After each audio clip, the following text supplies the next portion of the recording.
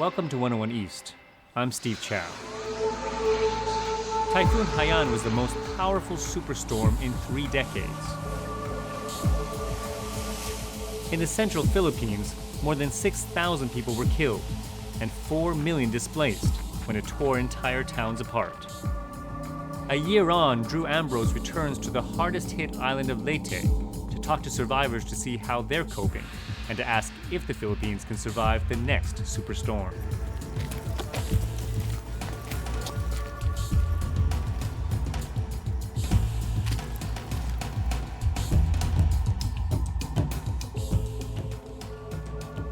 This is one of the enduring images of Typhoon Haiyan. Huge ships pushed ashore by 315-kilometre winds and 7-metre waves. Here, in the hardest-hit city Tacloban, workers are slowly dismantling them and reclaiming the shore. From up here, you can see how this coastal town stood little chance against the most powerful superstorm to hit the Philippines.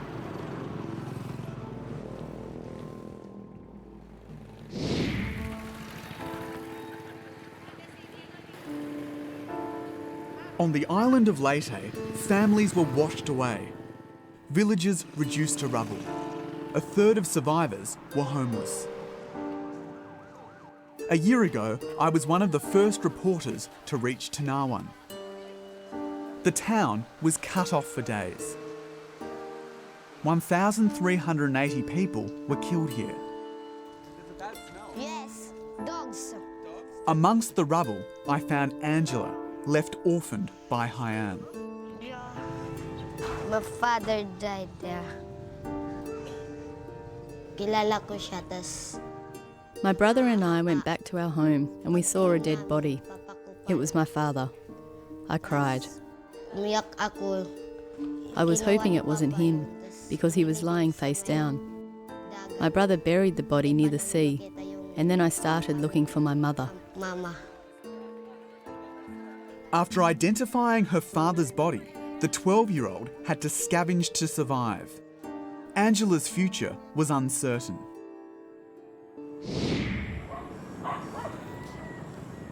A year later, I'm back in Tanauan to see if I can find her.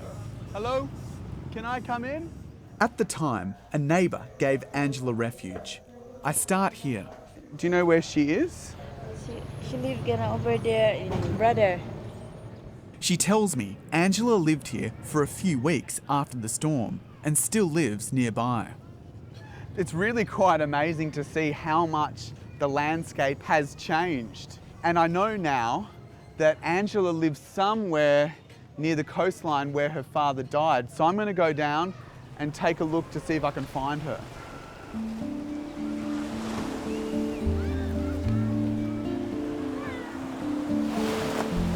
Angela? It doesn't take me long to find her again.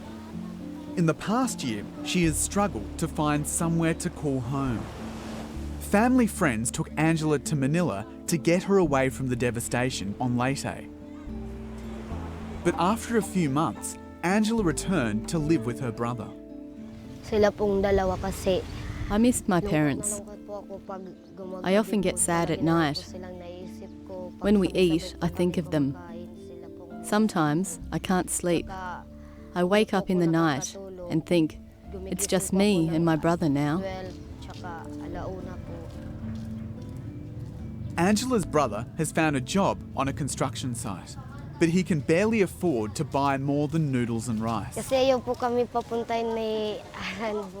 It's been hard because my brother's salary is not enough. We also have a lot of debts.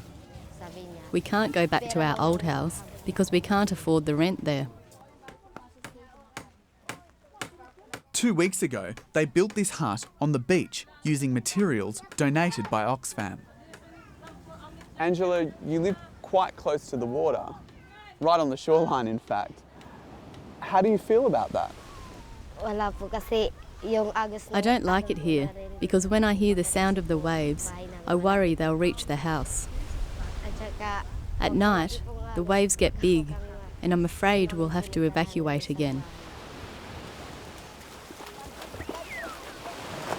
Hinapakan po kung parang Sometimes when I swim, I feel like I step on hands, po yung feet, mga dali, and fingers parang in the may sand. napakan po ako, parang may nakikita po ako. When I feel as though I'm stepping on something bad, like a body part, I run to the shore and get dressed. Hindi na po ako naliligo sa dagat. It's dangerous to live near the shore. The Philippines sits on a typhoon belt and faces on average 20 storms a year. But Angela and hundreds of others in this area have no other option. Reconstruction of homes in safe areas isn't finished. Meanwhile, houses and shops have sprung up, even in the worst hit areas. It's as if Haiyan didn't happen. I remember last year seeing emergency workers pulling out bodies from the river underneath this bridge and then parading them down the road. It was quite confronting.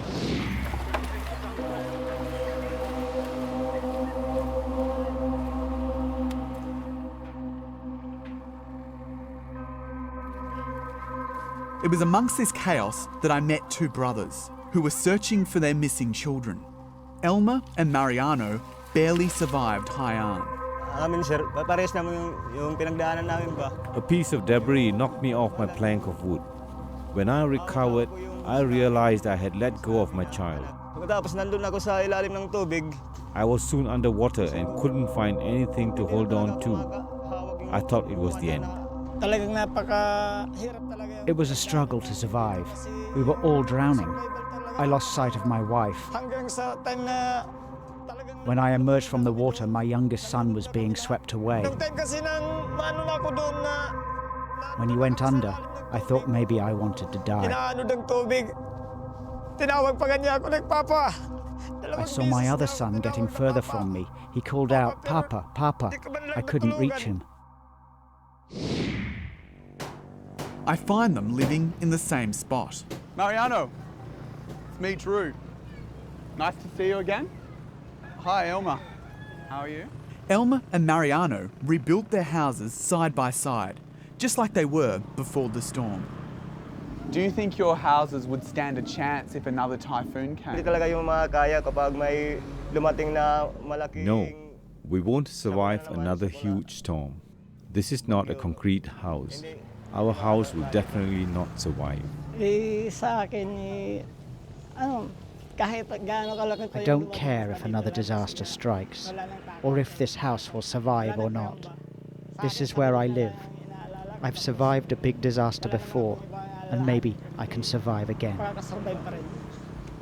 Lagutin ang ano. After some time, they open up about the hunt for their missing children. Yung sa akin I never found two of my kids, but I'm lucky to have my two other kids and my wife. We kept looking for them, but we never found them, even when we went to the mass grave. ELMER, however, lost everything. He never found his son, but the body of his daughter was brought to the morgue 1 month after the storm. ELMER could only recognise her clothes. Nung nakita ko binuksan ko yung When I got there, they opened the body bag. From the waist down, I saw the clothes and I saw the sweatshirt. I teared up. They didn't want to open the body bag because of the smell. She was a beautiful child. I wanted to hold her, but I couldn't. I insisted that I take her with me instead of having them bury her in the mass grave. They gave her to me. They told me I should bury her the next day. ELMER's wife was devastated by the loss of both their children. She left him and moved to Manila. yung naman doon kasi nga It was hard. When we separated, I was crying every night. I lost my kids. Then I was losing my wife. I was hoping that we would go through this together. But our separation added more problems. It's been hard alone. It seems like the typhoon took everything away from me. The two brothers are dealing with their grief in very different ways. ELMER stays at home. but Mariano drives a three-wheel cab around Leyte to make ends meet. I feel guilty. It's harder for Elmer to move on.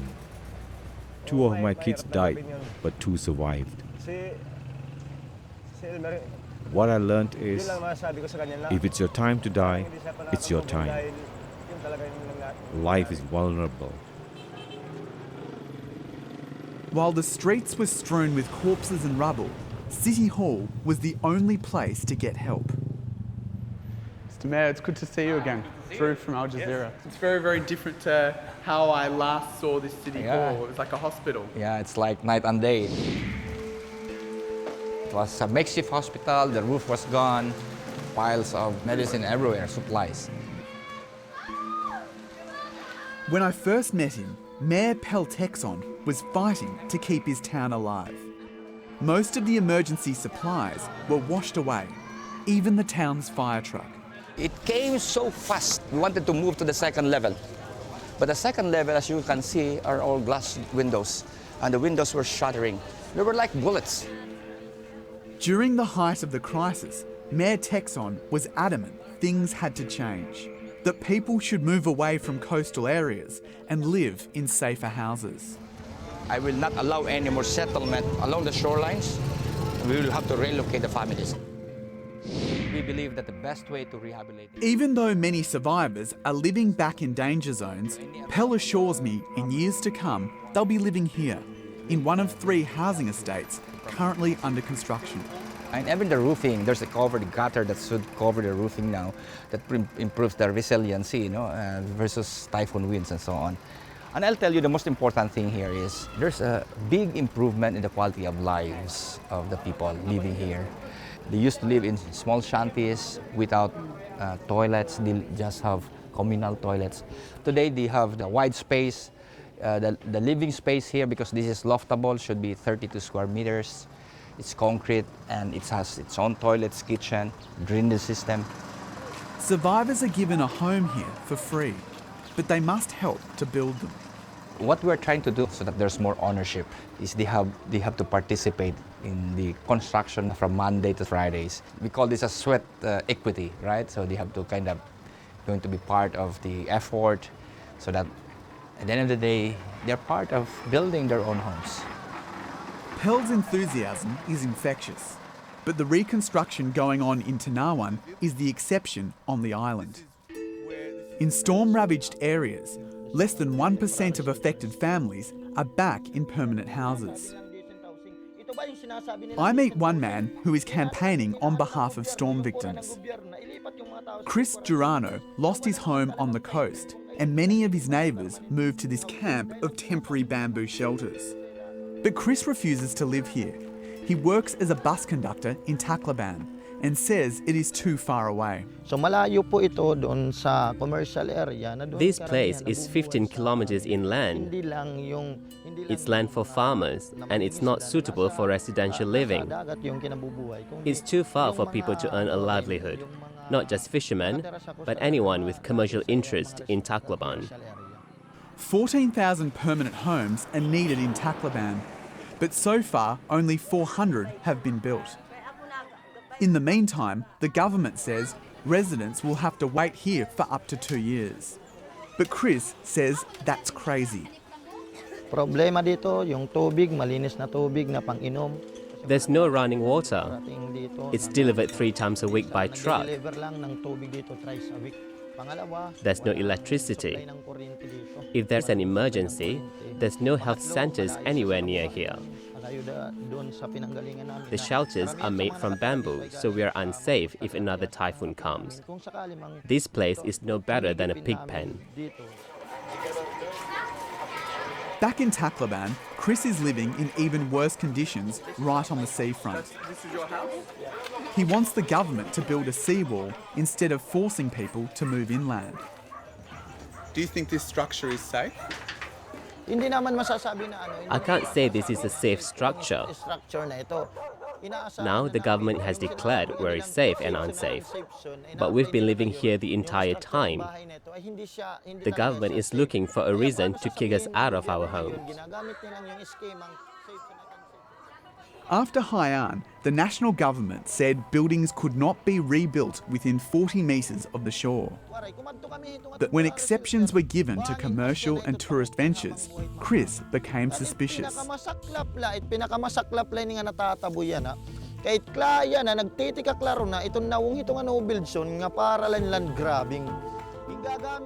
He's part of a group called People Search, which fights on behalf of disaster-affected communities. Last January, more than 10,000 storm survivors joined their rally in Tacloban, angry at the slow rebuilding efforts and uneven aid distribution. We formed the alliance because we know we need to fight for our rights. Here in the Philippines, there are only two ways or strategies to get your rights. You either buy them or you fight for them. We do this because we are deprived, not just with the aid, but we are deprived of our rights as well. Chris is among many residents who feel businesses have recovered quickly here, but people are being left behind. We should look at Tanauan more closely. LIEZEL LONGBOAN is researching the recovery effort and says both regional and national governments haven't responded well. Now that we're in the recovery phase, a lot of people are still without any jobs. A lot of them are still living in temporary shelters, in makeshift homes. A lot of people are still struggling to make ends meet, particularly for those who come from poorer backgrounds. The Philippines received $342 million worth of foreign aid in the wake of Haiyan. But LIEZEL says many storm survivors were expecting more. When Haiyan struck, there were a lot of reports saying the Philippine government has received, say, 2 billion, 3 billion, things like that. So that's the expectation of the people here, that the money donated to the Philippine government would be given to them. So when we were interviewing people, they were saying, where's the aid going? We've not felt it. Despite the criticism, the government says that it spent $1.3 billion on reconstruction projects. But Chris is frustrated. He says reconstruction efforts are getting bogged down by politics. Here's the truth. Tacloban's mayor is from an opposition party. That's why the national government is not interested in helping us or providing aid, because they are the ruling party. Yeah, I want to correct the perception. Government is attending to all the victims, all the survivors of Haiyan. Government is not being discriminatory or selective in choosing who to assist. No? PANFILO LACSON is the national government's rehabilitation czar, but he says it's just a title. Compared with other disaster efforts in Asia, he says he doesn't have the power, budget or resources. The president only approved his reconstruction plan in late October. Are you disappointed overall by the bigger picture of the recovery and rehabilitation? Well, let's put it this way. I'm disappointed because I'm a rehabilitation czar without much authority. My job is only to coordinate efforts. Had I been given the authority to implement, had I been given the budget to implement, I could accomplish more. But that's not the case. No? Given a choice, I would have wanted to have more powers, more authority, so I can really focus on my job. He says Tanauan is a good example of how the national and local governments are working together. The mayor, TECSON, is from an opposition party. He's one proactive mayor. It takes two to tango. Everybody has to kind of gravitate towards one direction. Because if you decide to work together and engage, you can certainly find ways to set aside politics and put development and rehabilitation as top of the agenda. At Tanauan Sports Hall, TECSON is giving $200 cash handouts to families from badly affected neighbourhoods. One of the many pilot projects Tanauan has won. Before being elected mayor, Pell worked in Singapore for a multinational firm. He's tackled the slow bureaucracy and rebuilding like a corporate executive. We have this slogan in the town, "It's new day, it's a better day in Tanauan." And that's the kind of mindset I wanted to tell my people. Every time I have the opportunity to speak with my people, I always tell them that we have to set aside the painful experience of Typhoon Haiyan, and we have to start moving forward. And we can turn this crisis into an opportunity to rebuild this town. And this is the best way to honor those who died, to show to them that we can rebuild this town into a much greater town, into a much more beautiful town. Ang inyong kota para ini iayat di iyo mga balay. Diri sa shopping Robinson ha.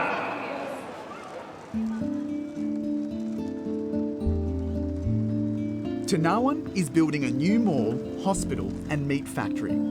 But Pell believes the new town square is the most important project. Soon it will be a memorial site for the 600 people buried here in a mass grave. It was a difficult decision to put the mass grave in our town plaza. The town plaza is a very important site. This is like our living room in the town. They're rebuilding that, we're building it better, okay? And we're setting up a memorial wall. We will inscribe all the names of those who died. Okay? And we have done this in consultation with the families. And everybody was in agreement. We have to move forward and put up a memorial in honor of those who died. Across Leyte Island, people are rebuilding their lives. Angela is back at school. Her classroom is a tent, but at least she's found routine in her life. Some days she writes to her parents in her notebook. Dear mother, we miss you. Dear father, we miss you too. Do you ever feel angry about what happened to you? Yeah. Yes, I'm angry, because if the typhoon didn't happen, they wouldn't have been taken away. I'm angry because I no longer see them. Many families came forward to adopt Angela after the storm. Money is tight, there's hardships, but Angela said no because she is happiest in her brother's care.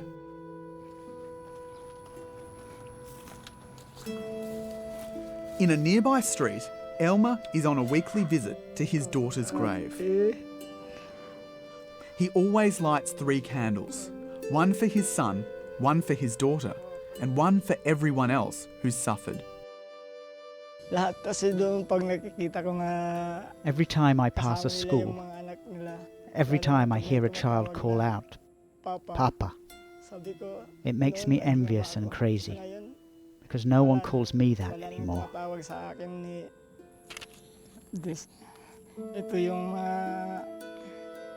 This is a photo of my daughter, and here is one of my son's first birthday. I look at these when I miss them.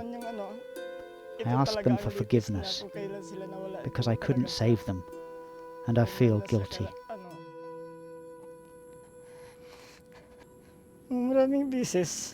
Many times, I wish the waves killed me. When those waters pushed us away, I prayed to God, if one of us dies, then please take us all so it's not painful. People say I should move on, but how is that easy? My family, house, everything was gone in 4 seconds, the blink of an eye. Now life is pointless. A year on, survivors of the storm pray for loved ones, torn from their arms in an instant. Rebuilding lives takes more than bricks and mortar. And for many, the torment continues in Haiyan's wake.